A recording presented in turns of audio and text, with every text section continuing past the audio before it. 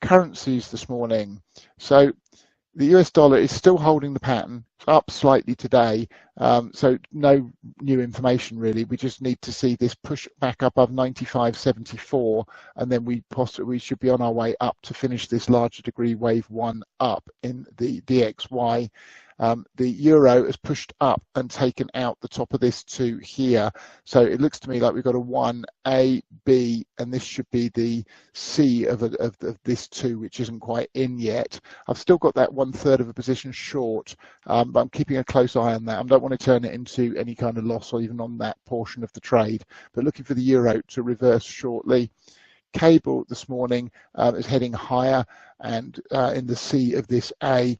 So looking for the rest of that to play out, then the B, we can get long for the C of 2 up in cable. And US dollar Japanese yen still haven't taken out the 111.82, so still long that pair with a stop at the recent low, but we do need to take that 111.82 out to confirm that the 2's in place, and we've got the 3, 4, 5 up to 115.06.